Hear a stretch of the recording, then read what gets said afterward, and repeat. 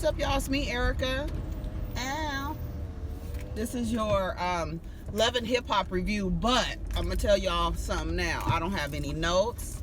I didn't take any notes, and I didn't take any notes. I watched it so I could actually watch it, but coming off of the last week with all the shit with R. Kelly, I'm just like, you know, these reality shows, especially Love and Hip Hop, where it's surrounding music, and like all the men that we've seen, Stevie J, Rich Dollar, Self, Peter Guns. Not Peter Guns so much, but like Stevie J using the music industry to get women in his kind of, you know, the bus, all that shit. You know what I'm saying? I have been just like, I don't want to review these shows unless, I mean, I know I do take a different approach in kind of analyzing the behavior, but I'm just like,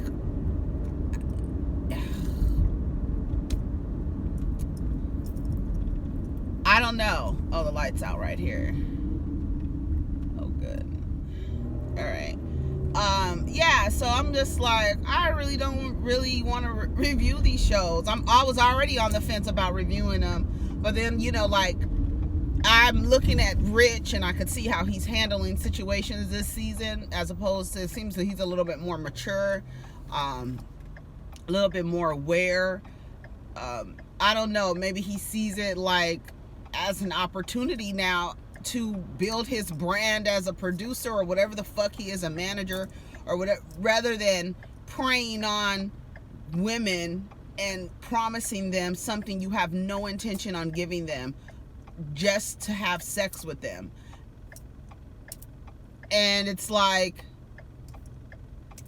there's no reason why there is this idea that women be fucking for beats, because these men are like promising them things. You know, it's crazy. And the psychology behind us as a collective, this desire to want to be in the entertainment industry so badly, entertainment or sports, and see it as a means to get out of whatever financial, to get some financial independence, and the idea that the entertainment industry it's so easy to do, like, you know, essentially somebody can just wake up one morning and be like, oh, like, fuck it, you know, I need to feed my family, I'm gonna be a rapper. I don't know, I'm just like, I feel like the record industry, and it's so dark, the music industry, entertainment industry, television, film, music, sports, it's very dark. And it's like, everybody knows that this type of shit goes on. There's no idea of a casting couch for no reason. Men have been using their power and influence in the entertainment industry to exploit and abuse women. And we see glimpses of that in Love and Hip Hop. Why you know, this poor girl, Cyn Santana, I feel bad for her because she's 25 years old. You right in the middle of, like, okay, for me, I would be like, okay, Joe Budden, 25, I'm able to afford a lifestyle while I'm with him. Why the fuck would you go have a baby? And then you knew that this man was busy all the time, you know, and maybe he's more busy because of the, you know, the family, you know, trying to make a way so that he can be comfortable, so that he doesn't have to work so hard. We got that. But you got a 25-year-old girl, young woman, just had a baby, you know, who prior to having a baby was admired in a sense for her physical features, and now that has gone, not to say that she can't get it back because she's 25 years old, but now you in this big ass house all by yourself, far away from your family, and you have this baby, and at what cost? I don't know. I just have a lot of thoughts about just like, I feel bad for her because I can understand she probably is depressed, and it's probably not just, it's just probably a host of different things. And his insensitivity is typical for him, like looking at his past, his history. Joe has also been accused of abusing women, dragging women downstairs and stuff like that. Let me talk about Love and Hip Hop because I'm all over the place and I'm just like, whatever. Kimbella and Juelz Santana, they finally tell their kids that he's gonna go away. The kids didn't seem like they really cared, but it seemed like maybe they shot that scene several times in order to tell them, act like you're sad. The reason why I say the kids didn't look like they cared is because he probably never is around anyways. They look like somebody told them to act sad. The fake pouty faces. I don't know. Kids, I don't know. I mean, I would hope that they wouldn't tell them to react. They didn't look like they were really crying. I hate to judge the emotions of children, but I'm more so judging the production of Love and Hip Hop and the integrity of Love and Hip Hop. What else? They finally, so they act like, he's able to come home now. Now that he's pled guilty, he has actually a little bit more freedom to roam around, which is odd, but who knows, whatever. Jonathan and Mariah Lynn sit down. I said I wasn't going to talk about Mariah Lynn, but I felt bad for her. She is the epitome of what I'm talking about. She would probably be a person that you could easily get into some type of situation. She's already been in that kind of situation where, like, self and dealing with men who say that they're managers or producers or whatever, and they're gonna make you this big star. She's sitting there talking to Jonathan about her real life and her mom is an addict and is currently incarcerated, and she has a little sister that she needs to take care of. And you could now I'm gonna tell you a real moment. When that child walked up to her and asked her, "Are you okay?" or "Why are you crying?" She said something to her to let her know that she could see that she was sad. That was a real moment. You understand what I'm saying? That's the reason why I kind of wanted to talk about it, because I really didn't want to talk about Mariah Lynn, because I really feel like Mariah Lynn is a girl who woke up one morning and said, my family is, what I would say the stripper to rapper formula, And let me tell you what I feel like the stripper to rapper formula is. These men, they go out to strip clubs and they tell these girls, I'll write for you. We could find somebody to write for you. We could find somebody. You got a body. The niggas gonna want to fuck you. The girls are gonna want to be you. And let's get you out. I can manage you. All they end up doing is fucking the girl. And nobody ever has any kind of music come out or anything like that. They're just using their influence and power in the industry to exploit women, and that's just the bottom line, and abuse women.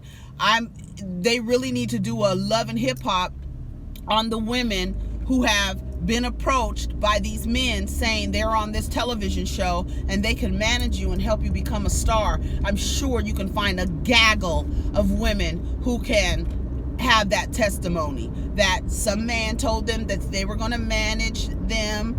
And you see it on every installment of Love and Hip Hop. You see it on everything. Jonathan is explaining to Mariah Lynn that the drugs, when he was on drugs and painkillers or whatever, mixed with the alcohol, his personality had changed and he has fallen out with all his friends. And then she goes to show him this picture of Anais, who looks horrible, very, very, very skinny.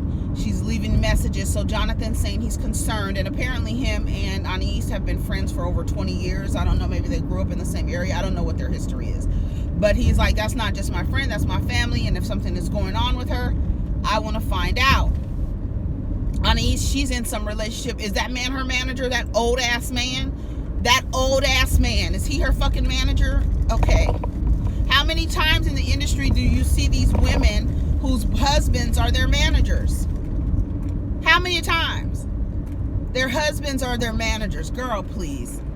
But that's the only way that he can feel some kind of level of power is by managing the actual star. I started thinking about Mary J. Blige. Let me just stop.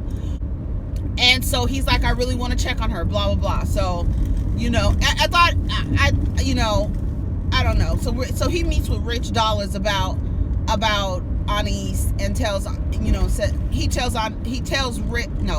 Rich tells Jonathan that Anais has been in and out of mental institutions and that her husband keeps sending her there because she has these conspiracy theories that she keeps talking about. People are after her and all this other stuff. Anais has said it, that the industry is dark. I mean, I think we all understand how this industry is.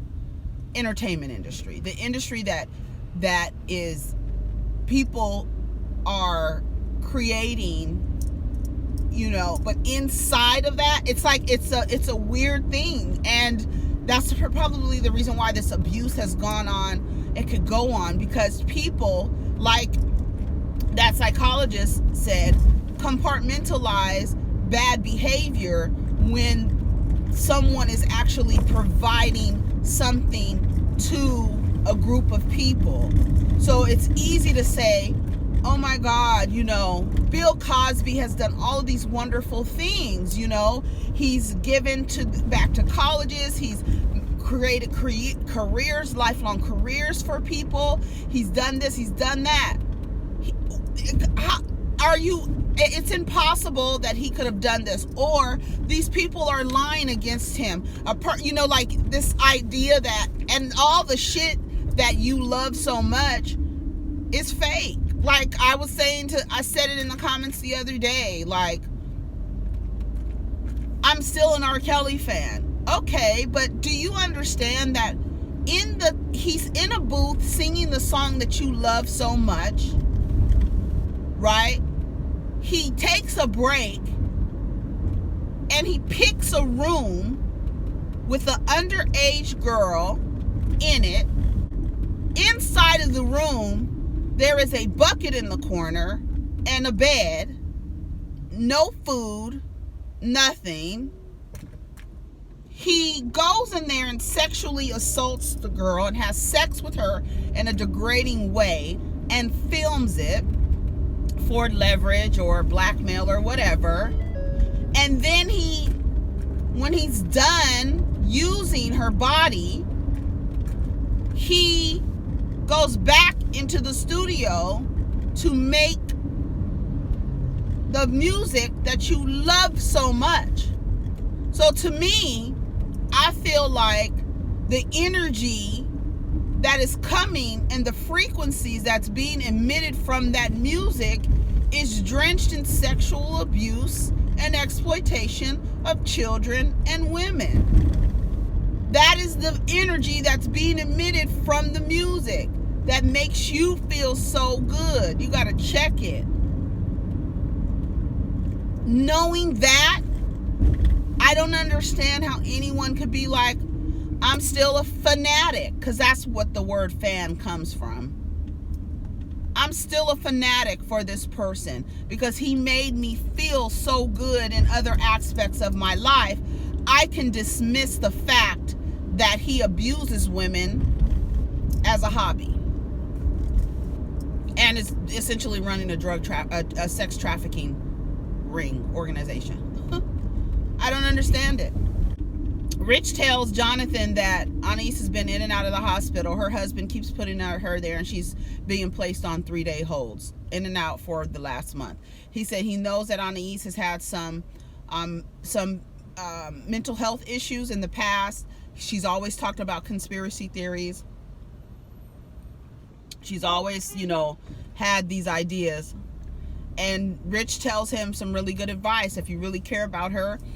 Because he said to him, I even told Anais, why aren't you being released to Jonathan? That's your boy. Like, why aren't you being... Because she called Rich and was explaining to Rich that she's been in and out of the hospital and her husband keeps putting her in there.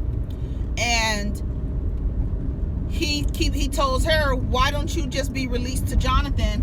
And she starts all this shit that Jonathan is this motherfucking bitch and all this other stuff, and gets upset with Jonathan. And he's like telling Jonathan, she seems to be really upset with you. Probably want to back off for just a little while. And he's like really, really sad and crying. They showed a clip from, I guess, last season or whatever the season him and Rich had some interaction. Like I told y'all, I missed a few seasons. Maybe last season, the season before last. But they showed some clip of Jonathan screaming to the top of his lungs at Rich in regards to Anais. Some shit. I don't know. It was kind of weird. Who else? Not Remy and Papoose. They weren't on there. Oh, Sidney Starr and Nia Lee. It was really funny that I thought that Nia Lee... Rich went to Nia Lee Nia Lee came to Rich and asked him, he wanted to apologize, tell him that she really has changed and she's really looking for help, and the reason why she went off like that because she's known Self for so long and he hasn't done nothing for her. And I'm telling you, these girls get so upset because they've been promised something in exchange for something else. And some girls are not, and some women are not going to do it. And those are the ones that are going to get labeled the loudmouths. She can't control herself. She's going to get the bad name on her because she's not willing to fuck for management or fuck for beats or fuck for, likes or whatever the fuck they doing out here. Lee's talking to Rich saying I've changed and all this other stuff. He's like, okay, well, you've changed so much, which I thought it was weird. Can you help Sidney? Sidney and her seem to have the same kind of person, loud ass, aggressive kind of personality that is really drenched in insecurity. When somebody, if you walk into a room and have to break, like I always say, you walk into a room and break the energy so much that it's disruptive, not break the energy to where everybody's like, damn, who the fuck is that? You understand what I'm saying? But you break the energy to where you disrupting the frequency in the room. That is insecurity. That doesn't have anything to do with I'm popping and all of that's some insecurity to where you kind of have to build yourself up to kind of put this face on in front of these people, when if your true essence will just follow you in the room. And if you do have the ability to change the energy in the room, you have the ability to do that, but not to the effect to where you're disrupting everything. That doesn't come off as confidence. That comes off as insecurity. And I thought it was odd that Rich would ask Nia Lee, of all people, to, I know she's working on herself, but to help Sidney Starr when she just had a situation where she just blew up at Rich and Self. She gave her a great pep talk, telling her, you are who you are. You don't, she went into the booth and was rapping, and it was awful. And nobody's gonna sugarcoat anything, and that's how you keep people honest. You don't need somebody around you saying, oh my God, that shit is great. You need somebody around you that's saying, hey, you can do better. Good try, but you can do better. Rich was not pleased at all. He was like, you brought me in the studio for this. You've been DMing me for 3 years, and this is...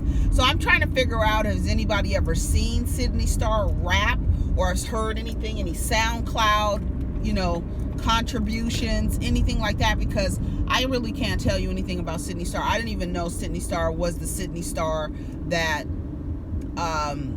said something about Chingy and her having a relationship, and that in turn ruined his career. Can you imagine that in that space and time that your career can be ruined by saying that for a trans woman saying that you slept with her? Oh, and Sidney also said that she's lying. She hasn't had her gender reassignment surgery. She has not had that, and she's been lying about that. See, Sidney is going to have to stop lying. this insecurity. Now, I understand where the lies come from. You know, the need to protect yourself. You feel the need to protect yourself, and so you're lying out of fear, which is what most lies stem from. And now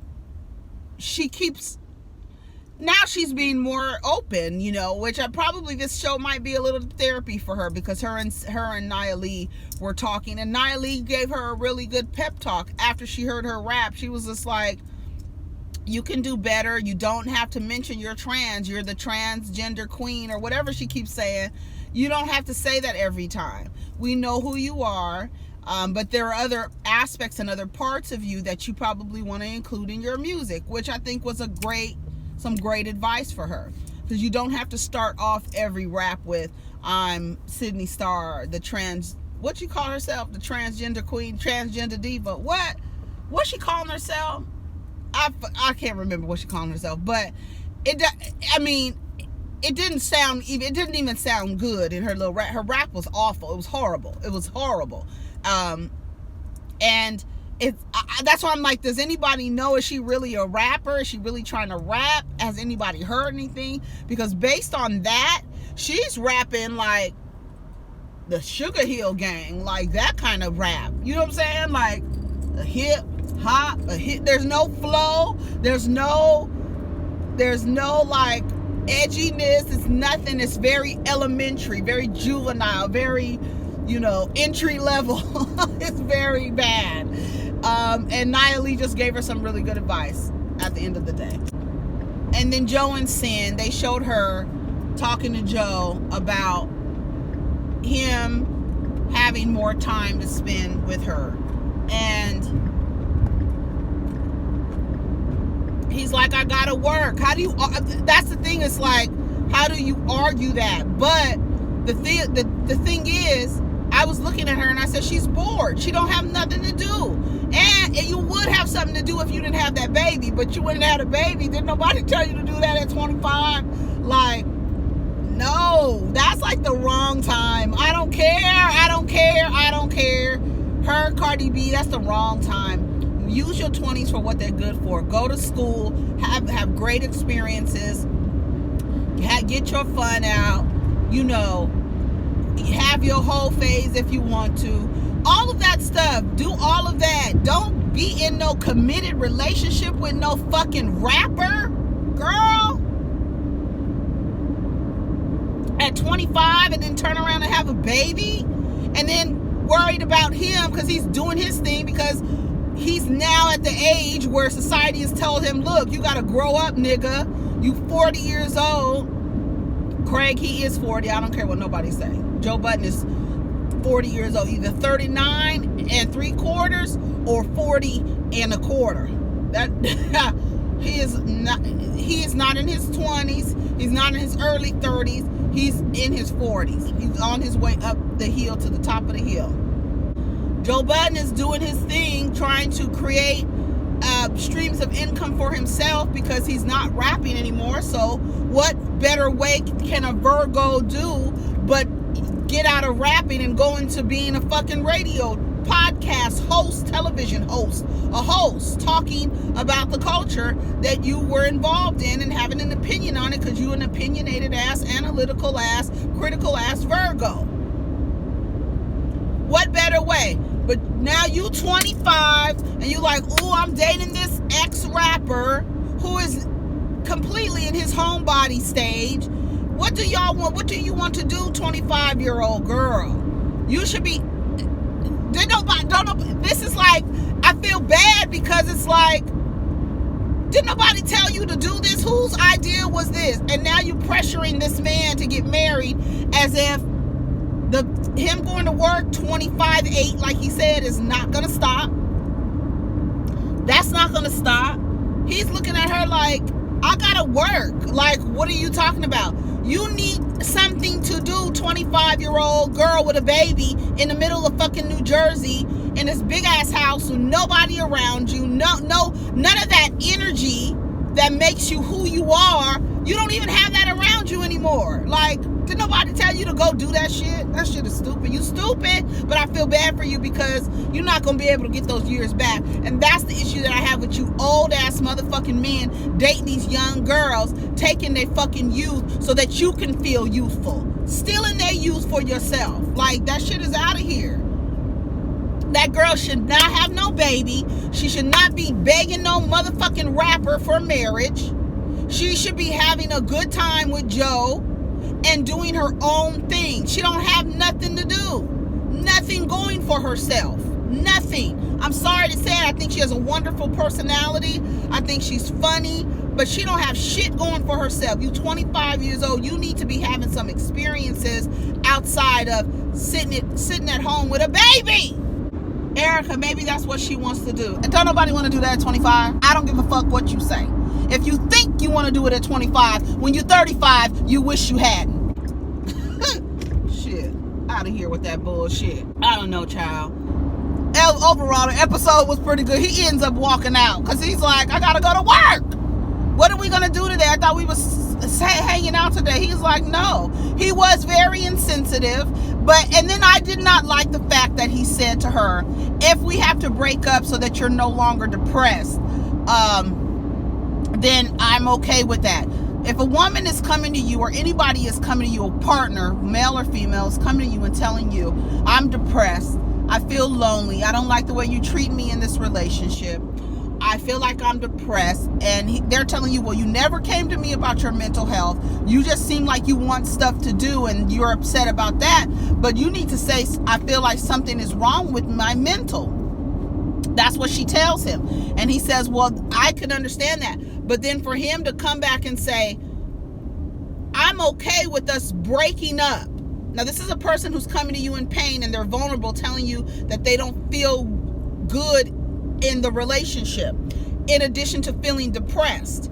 And you say, I'm okay with breaking up if that means that you won't be depressed anymore. First of all, you don't have that much control over a person. You're adding to the chemical imbalances that she's probably having since she just had a fucking baby.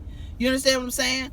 And now you over here attributing her depression to you instead of saying, let's go to therapy, let's get you in therapy, let's figure out a way that we could make this shit work to where I have time, you have time, you have something to do, but we also work on your mental health, and then we work on our relationship. She needs to be in therapy, and then they need to be in couples therapy. If Joe is in therapy and reaping the benefits of therapy, he should really introduce his child's mother to therapy and have her go to therapy as well. And then in addition to them having couples therapy so they can figure out a way to manage their relationship.